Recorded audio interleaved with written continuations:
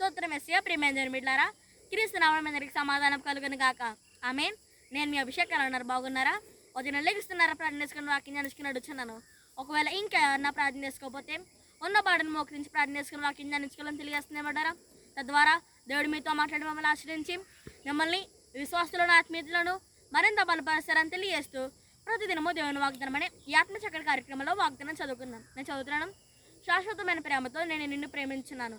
ఇర్మియా గ్రంథం 37:3 కనుక దేని బిడ్డలారా, వాగ్దానం బట్టి ఏం తెలుసుకోవాలంటే మరి ఇక్కడ దేవుని వాక్యం మనందరికీ ఏమని సెలవిస్తుందంటే శాశ్వతమైన ప్రేమతో నేను నిన్ను ప్రేమించున్నాను. మన ప్రభువైన యేసుక్రీస్తు వారు మనల్ని శాశ్వతమైన ప్రేమతో మనల్ని ప్రేమిస్తున్నారని మనకు వాగ్దానం చేస్తున్నారు. కనుక మరి మనం దేవుడు నన్ను ప్రేమించట్లేదేంటి, దేవుడు నన్ను దీవించట్లేదండి అని మనం అనుకోకుండా మరి దేవుడు మనల్ని ఎల్లప్పుడూ శాశ్వతమైన ప్రేమతో మనల్ని ప్రేమిస్తున్నాడని మనం విశ్వసించే వారిగా ఉంటే మరి ఆయన మనల్ని ఎల్లప్పుడూ మనల్ని శాశ్వత ప్రేమతో ప్రేమిస్తారని మనల్ని ఆశీర్వదిస్తారని తెలియజేస్తుంది. ఉంటారా కనుక విశ్వాసం దాన్ని తెచ్చుకోండి.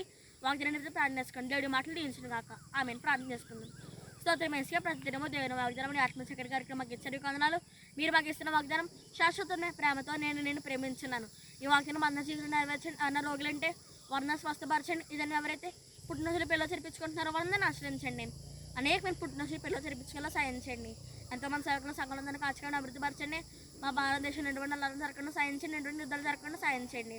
ఇస్రాయేల్ దేశాన్ని మీకు కాపుదలు తెచ్చండి. యెరూషలేము పట్టణానికి కాపుదలు తెచ్చండి. యేసునామమున తండ్రి, ఆమేన్. కనుక దేని బిడ్డలారా, ఈ వాగ్దానం మీరు పొందుకున్నారు కనుక లైక్ చేయండి, షేర్ చేయండి, సబ్స్క్రైబ్ చేసుకుని మంచి మంచి కామెంట్స్ పెట్టండి.